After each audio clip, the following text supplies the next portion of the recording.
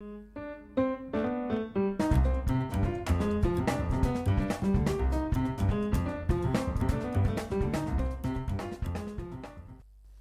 вечер. Программа «Суть дела» в эфире Абхазского телевидения. По-прежнему много ДТП на дорогах Абхазии. О том, как будет обеспечиваться порядок на дорогах в канун новогодних праздников, поговорим сегодня с исполняющим обязанности начальника государственной автоинспекции республики Баталом Агарова. Добрый вечер. Добрый вечер. В последнее время в МВД происходят определенные реформы. Что изменится в работе ГАИ? Кардинально что-либо изменить будет, наверное, нелегко и непросто. На сегодняшний день работа у нас ведется по всем регионам на республиканской трассе. В столице у нас осуществляется план «Безопасный город», утвержденный министром внутренних дел Аршбагарием Анатольевичем. В его цикл входит дневная часть работы. Если замечали, мы утром проводили мероприятие, это вызвало неудобство наших граждан. Мы перенесли это более вторую половину дня. Ночной цикл призван привлекать к ответственности людей, которые управляют транспортом в нетрезвом состоянии. У нас на всех перекрестках оживленных таких артерий, сетей дорог города Сухум стоят видеофиксаторы на каждом перекрестке и фиксируются все нарушения, которые происходят на данных участках дороги. Скажу вам честно, на это мероприятие привлекается около 70 госавтоинспекторов. Это немалое количество для города Сухум. Если в штатной работе ежедневно это в городе у нас заступает до 11-12 человек. Но мы за 3-4 часа работы привлекаем к ответственности около 150 автолюбителей за нарушение правил дорожного движения. Мы штабом управления госавтоинспекции провели такую немаленькую работу.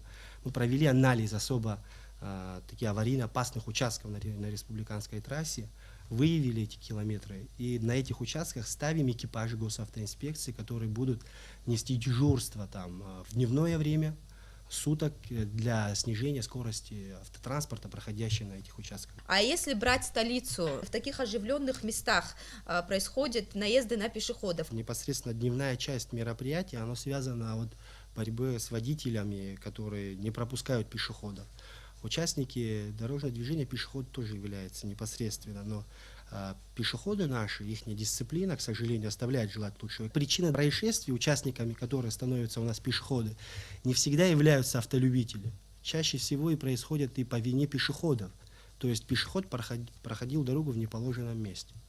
А если на зебре он переходит, и его говоря о этой статистике, ни в коем случае не хочу защитить автолюбителей. Для нас, что автолюбители, что и пешеходы, мы равно должны обезопасить, да?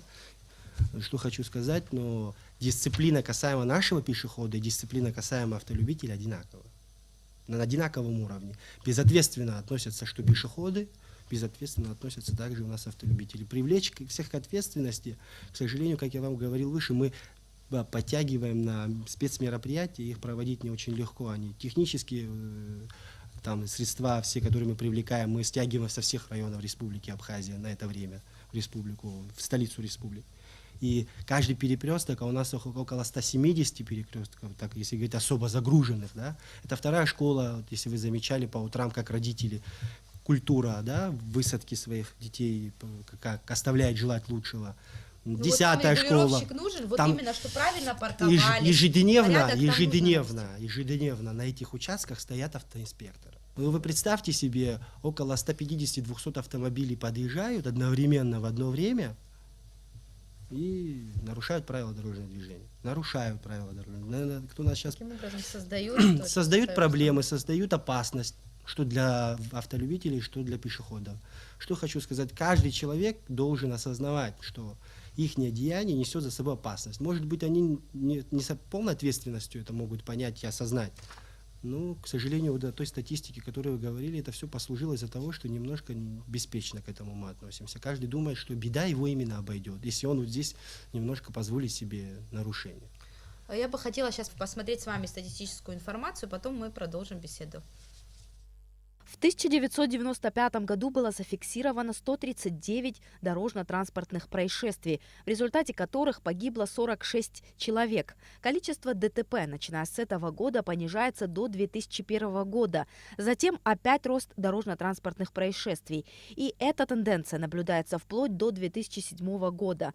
С этого периода наблюдается спад. При этом уже начиная с 2004 2014 года отмечается резкий скачок. Количество ДТП достигло уровня 220. Вместе с тем возросла смертность на дорогах, и если в 2014 году было около 150 раненых в результате ДТП, то в 2015 таких жертв стало вдвое больше. Статистику мы с вами посмотрели. Декабрь, почему это считается пиком вообще аварий?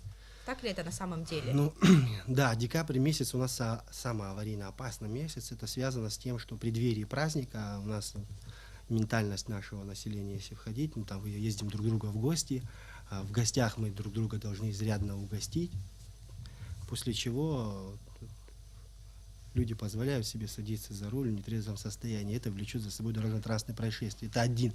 Тут не сказать, что один какой-то фактор реально влияет на этот месяц. Тут множество факторов. Это погодные условия, безусловно.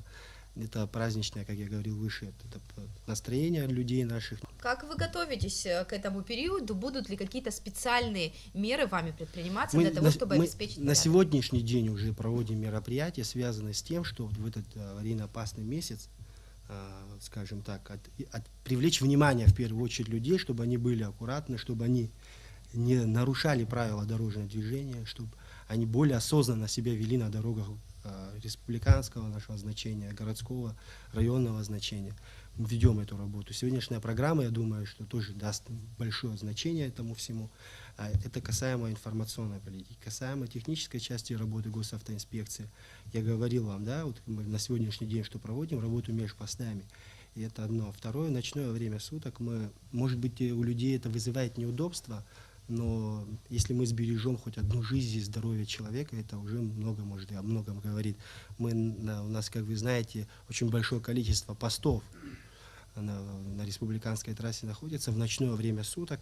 Мы устанавливаем знаки стоп-контроль для того, чтобы контролировать водителей, проверять их на наличие употребления алкоголя, управляет ли он транспортом в нетрезвом состоянии или нет. Это ночное время, чтобы не позволить гражданам нашим управлять транспортом в нетрезвом состоянии. Вот тут два момента и ряд профилактических мероприятий ежедневно, которые мы проводим во всех районах силами госавтоинспекции, силами оперативных подразделений у нас в Гагарском, в Гудаутском районе, в Сухумском, Ачимчирском, в Гальском районе. Эту неделю мы проводили ряд нарушений.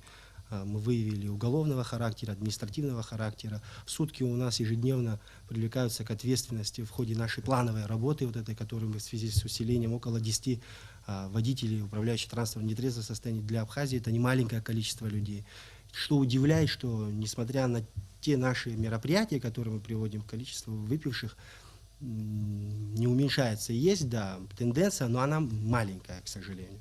И одной госавтоинспекции эту проблему, к сожалению, не решить.